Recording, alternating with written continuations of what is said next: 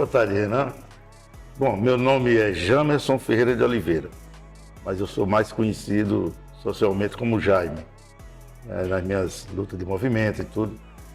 Na realidade, eu nasci no Recife, na capital de Pernambuco. Só que a minha infância foi toda no interior, chamado Serra Talhada. Olha, o nome da minha mãe era Maria Amélia da Conceição. Meu pai é João Ferreira de Oliveira, que ele teve foi maravilhoso de me dar o nome. Mas eu não convivi com meu pai, não, sabe? Não convivi mesmo. Ele saiu muito cedo de casa. Quem cuidou de mim foi só a minha mãe. E aí, coitada, por ela trabalhava, ela era empregada doméstica, trabalhava. E aí ela me deixou na casa da minha avó, que ficava no interior. O nome da minha avó era Amélia Maria da Conceição. Você tem alguém que você admirava muito quando era criança e quem ou por que você admirava essa pessoa? Eu acho que a pessoa que eu mais admirei assim, como forma que me ajudou muito na minha formação, foi minha avó, cara. Até outro dia eu estava fazendo uma terapia até com o pessoal, a pessoa chegou para mim e falou: qual a imagem masculina da sua família? Eu pensei assim, a imagem masculina é minha avó. Como eram as festas de aniversários, datas comemorativas na sua família, né? Eu me lembro que, meus aniversários na infância, eu tenho fotos até hoje. Né? Era sempre comemorado, a velhinha e tal, coisa muito legal. Então, como eu trabalhei cedo, né, a minha adolescência já foi na capital, né? Já foi no Recife mesmo. E como eu comecei a trabalhar cedo, e minha mãe trabalhava, coitada, era só eu e ela, então eu evitava dela ficar sabendo dos problemas. Ela estava trabalhando e digo, eu tenho que assumir. E na realidade eu tinha mesmo, né? Aí eu comecei a assumir essas coisas minhas. Digo, não, eu tenho que responder. Chegar para minha mãe. Eu já me achava assim, já sou um homem para chegar para minha mãe com problema de escola. Depois foi que ela ficou sabendo que eu tinha mudado de escola. Aí eu contei para ela, ela falou, agora você que vai cuidar. Eu falei, não, mas pode deixar que eu... E realmente, foi um passo muito importante para mim. E foi quando começou minha militância, que naquela época nós tínhamos estava na ditadura militar, né? E o grande nome de Pernambuco, que tinha sido tirado na época, foi o Miguel Arraes, que ele era governador. E ele era o grande nome político de Pernambuco. E eu me lembro que a mãe falava, mas por que isso aí que eu perguntava para ela? Ela falava, não fala esse nome não, que ele era um comunista. E eu, meu Deus, mas o que é comunista?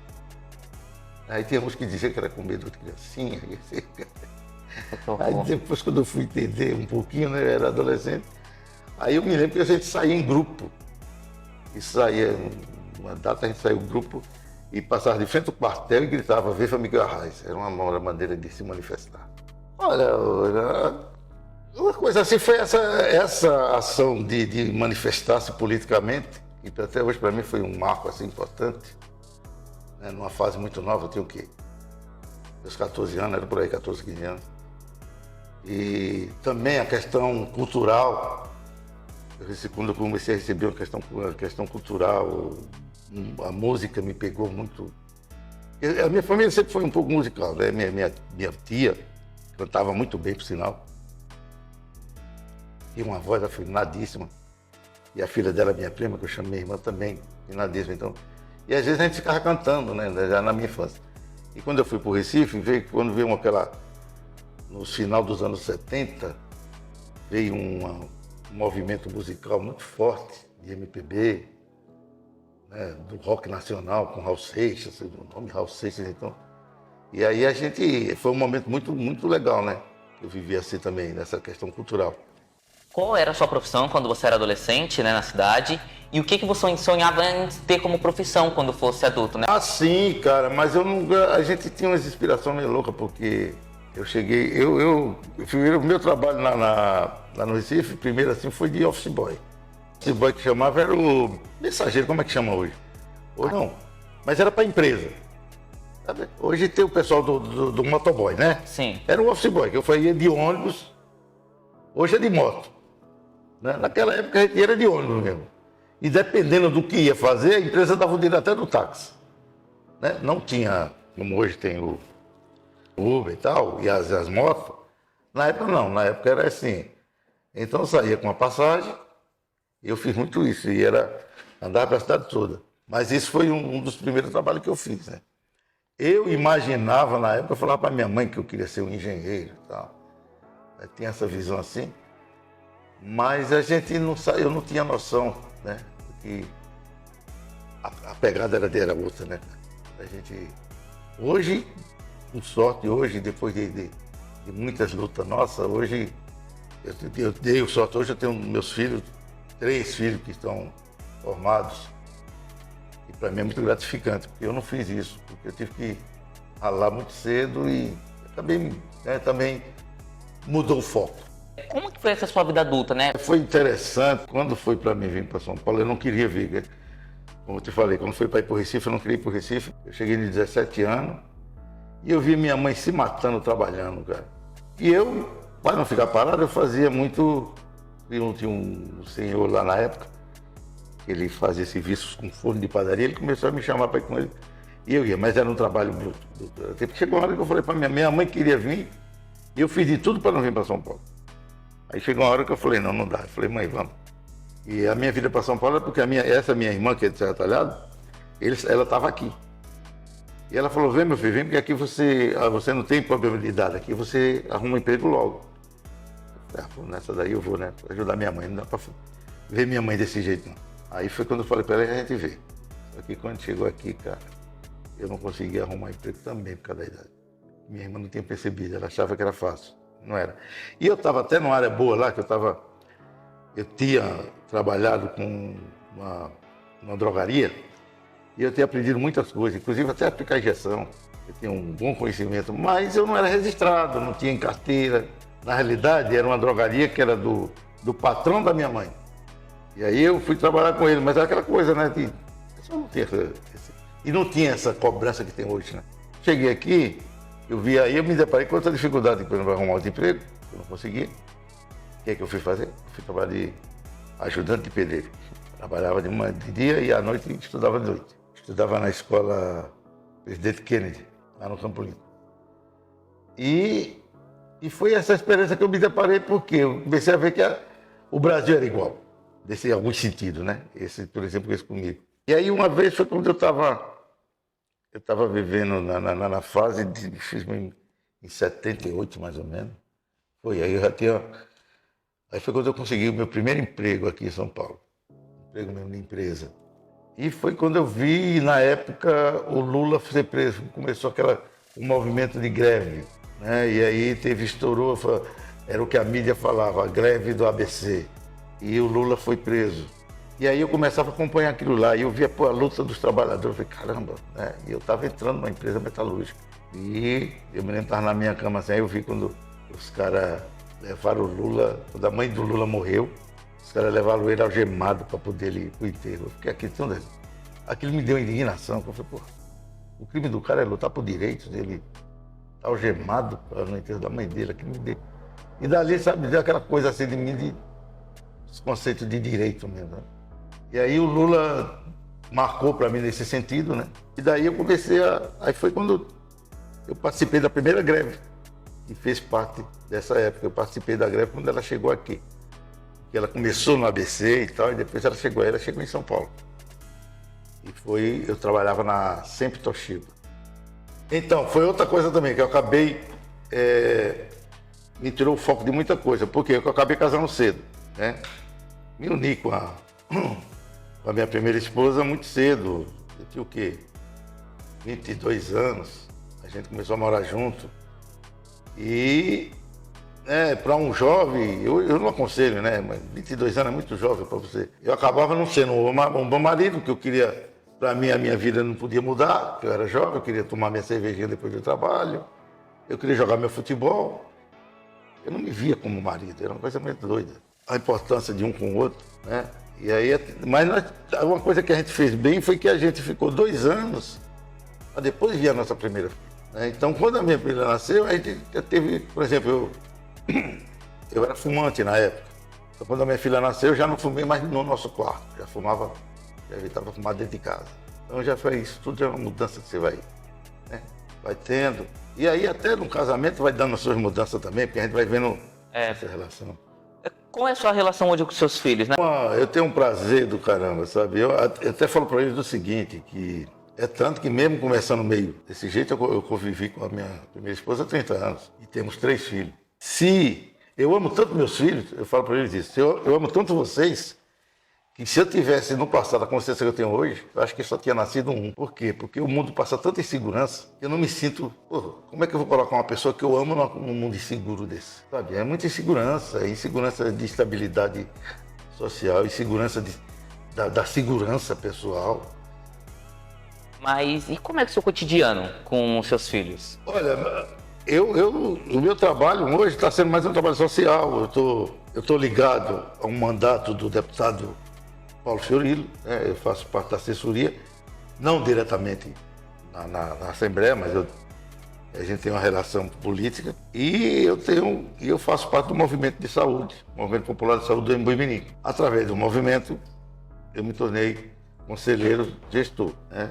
E essa luta também eu já vinha antes, quando eu tinha entrado no Conselho Tutelar, que eu entrei no Conselho Tutelar em 2013. Então também foi uma experiência muito forte que eu vivi, né? Então, desde o Conselho Tutelar, a minha relação com meus filhos mudou muito.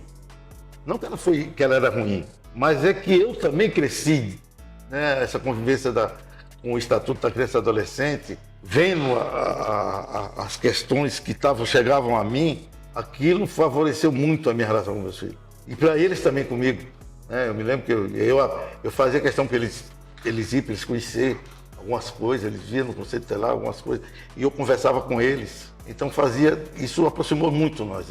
Eu digo que o Conselho Tutelar ele foi uma gota de sabedoria no meu mundo.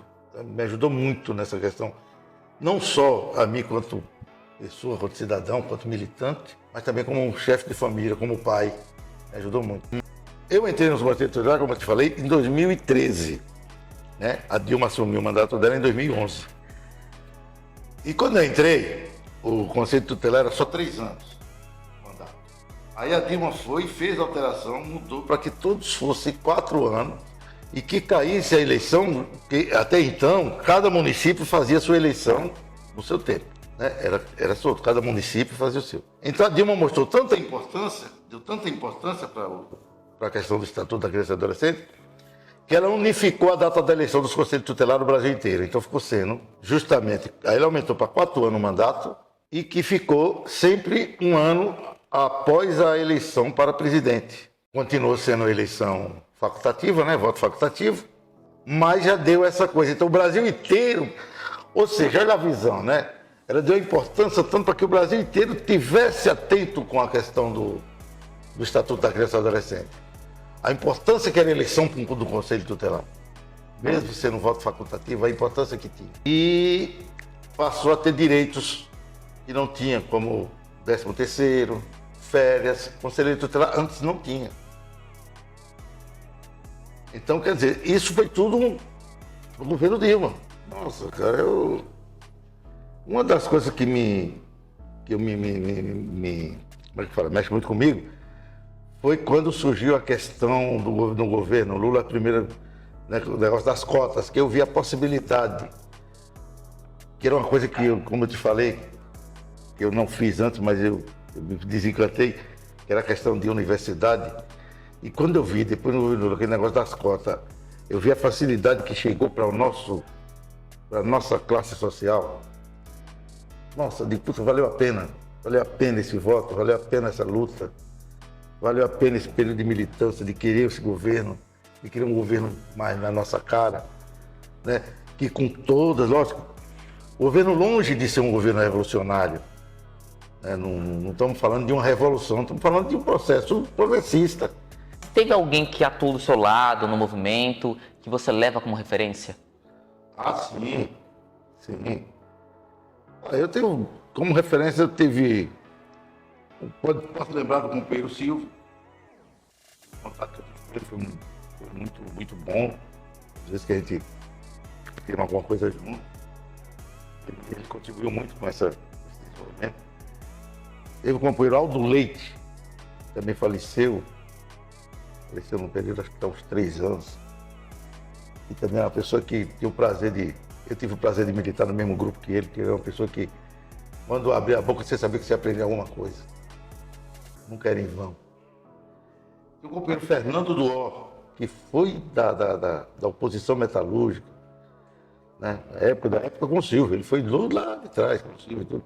Mas eu conheci ele também já no período 2000, para ter aproximação com ele. E que é meu amigo até hoje, a gente sempre está se vendo, fazendo papo. E é minhas referências, são referências que eu tive assim. Tem referências aí,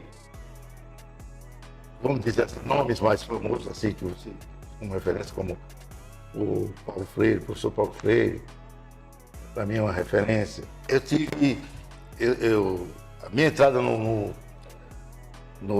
Conselho Tutelar é muito surpresa para mim, porque na época quando eu entrei, eu tinha disputado, na realidade, eu já vinha fazendo parte da militância da questão dos direitos humanos há muito tempo, né? Então, quando eu mudei, eu estava pouco tempo que eu morava no bairro que eu estou. Eu tinha uns 3 anos só no bairro. E aí veio a eleição do Conselho Tutelar. E eu nem pensava em ser candidato até então. Mas aí quando eu fui conversando com o meu pessoal, eu vi que o pessoal nem sabia. Nunca tinha visto falar de Conselho Tutelar. Isso eu estou falando na cidade de São Paulo. Eu achava isso na região Guarapiranga. Eu falei, não, de volta. As pessoas falavam para mim, volta. Aí eu fazia parte de um grupo político, eu cheguei nesse meu grupo e falei, gente, eu estou pensando em sair candidato ao Conselho Tutelar, mas nem é para ganhar, mas para fazer valer, né? Levar essa pauta para a sociedade, para a comunidade que eu moro, para as pessoas entenderem o que é a representação do Conselho Tutelar. E o pessoal gostou da minha ideia, falou, não, legal. Você sai candidato e a gente faz, aí a gente procura fazer um material, porque não era um grupo político grande, né? Mas, aí depois eu não ia contar com outro grupo, depois eu estava com vocês, mas eu não tinha ambição de ser eleito realmente. O que aconteceu? Só que quando o interessante é quando você começa uma campanha, isso é que é legal, ela parece pequena e ela começa a tomar um corpo. E aí aquela campanha que eu queria fazer só para o meu bairro ter ciência do que era fazer a discussão, fazer eles votarem, para eles né? Aquela questão do voto, votei para o conselheiro tutelar. E aí, como está no distrito de São Luís, e como eu tenho uma militância, então, dentro do partido, teve os colegas que foi falando, pô, teu nome é importante, vamos discutir seu nome aqui e tal, tal, tal. Aí tinha outras pessoas de outros grupos políticos do mesmo partido, mas que não queria apoiar o candidato do grupo dele, por exemplo. Eu não gosto de fulano, mas eu vou apoiar você. Ou seja, fui começando a tomar uma proporção maior do que o que eu tinha planejado. Tanto que chegou uma hora que eu cheguei para minha esposa e falei, sabe aquela candidatura de bairro que eu tinha falado para você, ela está tomando uma proporção de possível eleição, ser eleito. Quer tomar aquela proporção. E realmente foi muito boa para ser a primeira, né? Foi em 2011. E eu fiquei na segunda suplência. Né? Aí eu fiquei contente com o trabalho realizado. Para mim, eu estava feliz só por eu ter feito a questão da discussão do Estatuto da Criança e Adolescente, do Conselho Tutelar, no bairro. Então foi legal. E aí, o mandato começou em 2012. E tal, quando foi no final de 2012, eu me encontrei com um colega que ele tinha sido conselheiro, ele falou, pô, Jefferson, você sabe, você já foi no conselho? Eu falei, não, fazer o quê? Que parece você que vai ter que assumir. Eu falei, como assim? Eu não sabia. Porque sair um e a primeira suplente não pode assumir. Estão procurando você. Pô, eu falei, tá bom, eu vou lá saber. Eu fui no conselho, quando as meninas que estavam lá me viram, falaram, você já vai começar hoje? Aí foi quando eu cheguei, eu falei, não, tá. Aí eu conversei com ela, ela falou, não, que você está sendo procurado porque saiu um e a suplente não vai poder assumir a primeira suplente, porque ela está com problema de saúde e tal. Eu falei, tá bom. Aí eu fui lá na prefeitura e foi quando oficializou, aí eu entrei. Eu entrei, foi em 2013. Foi no final de 2012. Na época, eu estava fazendo transporte coletivo. Eu estava fazendo a linha do Terminal Guarapiranga até a Chácara Santa Maria. Foi outra porta. Ao mesmo tempo que eu tinha uma militância, né, mas a parte técnica eu estava zerado, não tinha, né? Então, lógico, eu fui pegando com as meninas que estavam lá, algumas coisas, fui lendo o estatuto direto, por tudo lá que eu ia, eu tentava, quando eu não estava fazendo trabalho, estava lendo alguma coisa do estatuto, sempre pegando. E foi assim, cara, eu fui me deparando com as situações, fui me deparando com o movimento da criança e adolescente, fui vendo o outro lado que às vezes que a gente não percebe, né? Porque uma coisa é quando você defende, né, algo que você acha interessante, mas quando você está militando dentro, é uma coisa muito mais forte. Jaime, eu quero saber se já ocorreu alguma coisa com alguma pessoa, se houve algum problema durante sua participação no movimento. Tava muita questão do 100%, e nada é 100%. Tá? Mas eu falei, não, se tem alguma coisa que eu sou 100%, tá aí. Sou 100% de direitos humanos, sim. E aí, quando você se diz 100% de direitos humanos, você começa a acreditar na questão do ser humano. E aí o ser humano, ele começa de quando ele é gerado, né? Então, e aí, quando eu comecei a ouvir algumas coisas assim mais direcionadas à criança e adolescente, eu me lembro que foi na discussão quando foi para o ECA ser aprovado mesmo, né, no Congresso, na época, com o presidente Fernando Collor. Naquela época eu era muito jovem, eu estava muito no foco de empresas, né, então não estava tão ligado. Mas a gente acompanhava que tinha por quê? Porque os maus tratos com as crianças, com os adolescentes, eram muito escancarados. A questão da antiga FEBEM, uma coisa, era denúncia em cima de denúncias. Sim. Né? E via casos de crianças que também, você vê aquela coisa que a gente ficava, né? Então, o sujeito, todo mundo, acho que sensibilizava o trabalhador, mas não tinha aquela sensibilidade direta, né? Mas a sensibilidade humana. A importância que era aquela pauta, tá? Foi como a surgia, todo direito, as primeiras conselhos tutelares, que você tutelar aqui em São Paulo, era uma equipe de São Paulo, e não tinha salário, não tinha nada, pessoal. Depois eu conheci alguns conselheiros daquela época. Quando eu me tornei conselheiro, eu conheci. E eu vi o quanto esse pessoal foi importante nesse processo todo. Estou pedindo, mas a gente acaba, sem perceber, de certa forma, normalizando essa situação. Hoje eu não consigo ver como uma coisa normal. Eu não consigo ver. Né? Mas a gente, quando eu não estava ligado diretamente, eu era um trabalhador, é como eu estou te falando. Eu fiquei muito no foco sindical, né? Defendi direitos humanos, mas eu tinha muito aquele foco da questão sindical. Ou seja, querendo ou não, estava o meu embigo ali. Mas depois que eu saí, eu comecei a ter o contato mais social, aí comecei a me deparar mais com os problemas sociais. Foi quando eu comecei a combater mais isso, comecei a presenciar mais os descasos, ações militares que eu via como abuso. Né? E foi daí quando surgiu a discussão do ECA, né? Surgindo o ECA, tá? A gente, mas aquela coisa, vai ter alguma coisa, né? E a gente achava também que as coisas eram meio imediatistas, e nunca foram. Eu ainda imaginava que era. O presidente assinou, vai começar. Agora sim. Mas depois que assina, ainda vê o trabalho por cima. E tá aí, o ECA tá aí, e a gente hoje luta ainda para que o ECA seja respeitado. Sim. Ou seja, para que ele seja compreendido pelo Estado. Eu costumo dizer, eu já dizia isso lá quando eu estava no conselho. Se o Estado respeitasse o Estatuto da Criança e Adolescente, não precisava nem de conselho tutelar. Não precisava. Temos todas. Agora, aí você coloca lá um conselheiro, aí você coloca um conselheiro que ele não tem a visão de direitos humanos. Você pega um conselheiro que ele defende uma redução da maioridade penal, é um crime.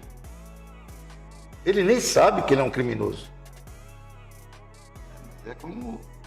É a mesma coisa do pai que espanca o filho e leva o filho para o conselho tutelar e leva para esse cara que defende a redução da maioridade penal. Então, quer dizer, eu sou a favor que mude algumas coisas possíveis nessa concepção da eleição do Conselho Tutelar. É necessário. Tem que ter uma mudança, principalmente São Paulo. E os interior também. Interior hoje é pior ainda, porque o interior tem muitas cidades aí que os conselheiros são o prefeito que indica. Eu sei porque eu convivi. Eu, quando conselheiro, cheguei a conversar com muitos de outras cidades, de outros estados. Entendeu? Eu cheguei a participar de conferência, telefone, a gente sempre se conversava às vezes. Então, eu estava sabendo muita coisa. Então, esse respeito ainda não tem. O Estado não dá. Não dá ainda para o Estatuto da Criança e Adolescente, não dá para essas crianças e adolescentes o respeito que eles merecem. Não valorizam. E olha, só para te dizer uma coisa que para mim foi terrível. Foi quando foi na eleição em 2018, a eleição de 2018. Sim. E eu vi não só dentro do conselho que eu estava, como de vários conselhos daqui da capital. Os conselheiros dizendo que ia votar no cidadão que foi eleito. Mesmo o cidadão dizendo, e o cidadão falava isso claramente, que eu me lembro que ele dizia: vamos botar o Estatuto, o ECA na ladrina. Ele falou isso. E eu vi o conselheiro tutelar dizendo que ia votar nele. E votaram por seus conceitos religiosos. Quais são os avanços, você diz, do Conselho Tutelar desde essa época que você vem? Ô, Rian, eu vou te falar a verdade, eu não gosto de ser saudosista, eu acho que todo tempo tem alguma coisa que deve ter, que alterou. Mas nessa pauta da criança e adolescente, nós evoluímos muito pouco.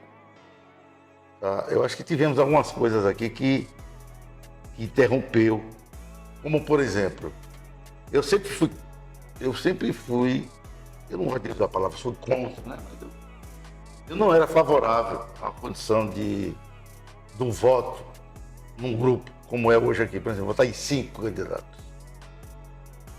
Quando eu entrei na primeira vez, o voto era unitário, o voto era em 1. E o que é que eu vi a riqueza? Porque você se deparava com um conselho de 5 membros, cada um vindo de uma condição social, de um segmento. Um vinha do movimento de moradia, que envolve criança, outro vinha do movimento de questão das escolas de creche, né? Outro vinha do movimento de questão de CJ. Né? Então vinha sempre né? Inclusive de ONGs ligadas à igreja, que tem, né? Entendeu? Tanto é que eu te falei do Santo Matos. Sim. E quando foi esse negócio do votar em 5, e outra, não, antes de chegar, quando votava em 1, cada segmento pegava o melhor que ele podia ter dali e colocava como candidato. Porque o melhor não queria dizer que ele estava perfeito, ou que ela estava perfeita, mas que ela estava pronta para pelo menos se aperfeiçoar. E aí, é mais fácil do coletivo também crescer, evoluir. Porque o importante do Conselho Tutelar é justamente ele ser coletivo. As decisões coletivas, o colegiado. Eu acho a coisa mais progressista que tem nesse sistema nosso é no Conselho Tutelar dele falar contra o colegiado. Mas muitos conselheiros entram lá e não conseguem, se sai sem entender isso. Então, depois que mudaram a questão para votar em 5, é isso. Tem segmento que, por ele ter facilidade de obter mais votos, que tem mais facilidade, mas não sempre aquele que tem facilidade de ter mais compromisso com a causa.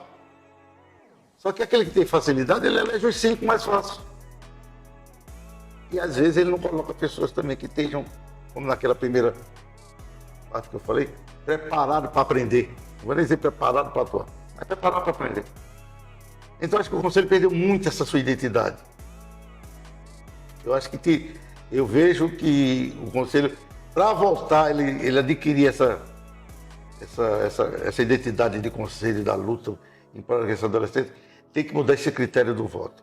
Pelo menos votar em 2. O voto dos 5, não. Ter 100% direito humano.